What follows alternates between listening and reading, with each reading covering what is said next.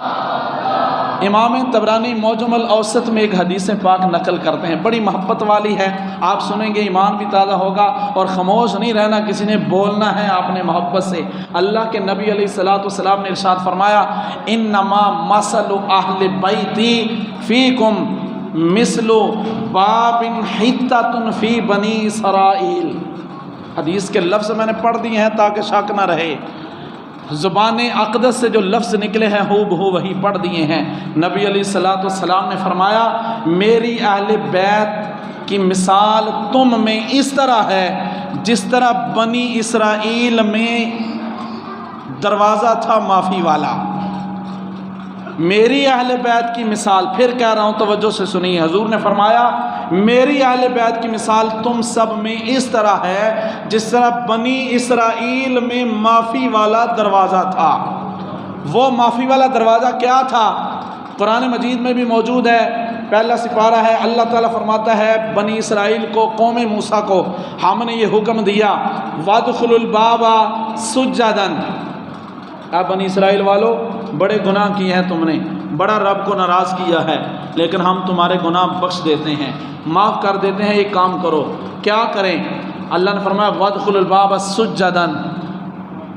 یہ جو دروازہ ہے نا شہر کا، اس دروازے میں سے گزرو۔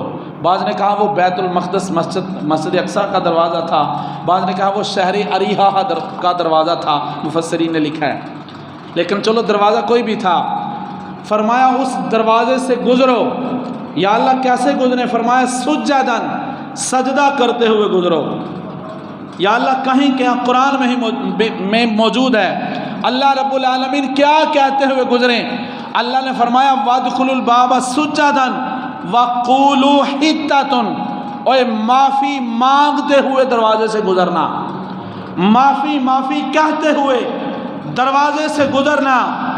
اللہ ملے گا کیا؟ یہ سوال ہمارا بھی ہے، آپ مجھ سے سوال کریں، میں رب سے کرتا ہوں کہ اہل بیت اطہار کی محبت کی بات بڑی چلتی ہے، بتائیے اس محبت سے ملتا کیا ہے؟ بتانے لگا ہوں ملتا کیا ہے؟ حضور کی آل سے محبت کرنے کا صلہ کیا ہے؟ اللہ نے فرمایا بنی اسرائیل والو اس دروازے سے گزرو، سجدہ کرتے ہوئے، معافی مانگتے ہوئے۔ یا اللہ ملے گا کیا؟ رب نے فرمایا نغفر لکم خطایاکم، تم اس دروازے سے گزرو گے ہم تمہارے گناہ بخش دیں گے۔ تم اس دروازے سے گزرو گے ہم تمہارے گناہ۔ نبی پاک کی آل سے محبت کا ایک فائدہ یہ ہے کہ بندے کے گناہ معاف ہوتے ہیں۔ نہیں چاہیے گناہ معاف؟ سبحان اللہ، بڑی مٹھی آتی ہے۔ ایک فائدہ کہ بندے کے گناہ معاف ہوتے ہیں۔ اللہ بنی اسرائیل والوں کے لیے تو وہ دروازہ تھا، وہ گزریں تو گناہ معاف ہو جائیں۔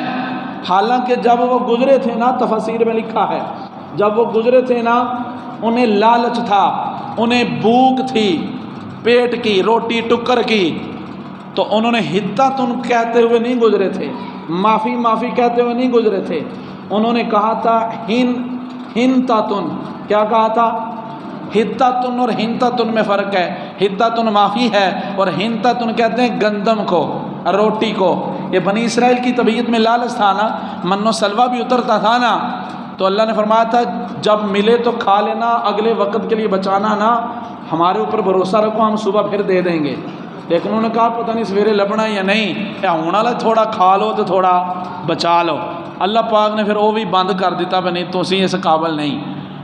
یہاں بھی معافی کی بات تھی، تو انہوں نے کہا کہ پتہ نہیں معافی ملنی بھی ہے یا نہیں ملنی، چلو روٹی تے منگونا، دروازہ ایڈا کم ہے بھائی، جے تو گزرو تو گناہ معاف ہوندے نے، تو روٹی مانگ لینے ہم تو روٹی لب جائے، بھروسہ نہیں نہ رہا، کہنے لگے حنطۃ، روٹی چاہیے۔ وہ بات یاد آ گئی مجھے، اس کا مطلب یہ ہے کہ اللہ نے کچھ دروازے ایسے رکھے ہیں، اللہ نے کچھ دروازے ایسے رکھے ہیں کہ ان سے گزر جاؤ تو گناہ معاف ہو جاتے ہیں۔ وہ دروازہ چاہے پاک پتن شریف میں ہو یا جہاں بھی ہو، جس پر گناہ معاف ہوتے ہیں وہ دروازہ بہشتی ہوتا ہے، جس دروازے کے گزرنے سے گناہ معاف ہو جاتے ہیں، گناہوں کے بعد جنت ملتی ہے، گناہ معاف ہونے کے بعد، تو اس لیے اسے جنتی دروازہ یا بہشتی دروازہ کہتے ہیں۔ یا رسول اللہ صلی اللہ علیہ وسلم، حدیث مکمل کروں وقت ہو گیا ہے، یا رسول اللہ صلی اللہ علیہ وسلم بنی اسرائیل والوں کے لیے تو وہ دروازہ تھا، گزر جائیں تو گناہ معاف ہو جائیں، ہمارے لیے کون سا دروازہ ہے؟ نبی پاک نے فرمایا تمہارے گناہ معاف کرنے کا دروازہ میری اہل بیت سے محبت ہے، تم اپنی زندگی میری اہل بیت سے محبت کر کے ان کی گداگری کرتے ہوئے گزارنا، میرا رب تمہارے گناہ معاف فرما دے گا۔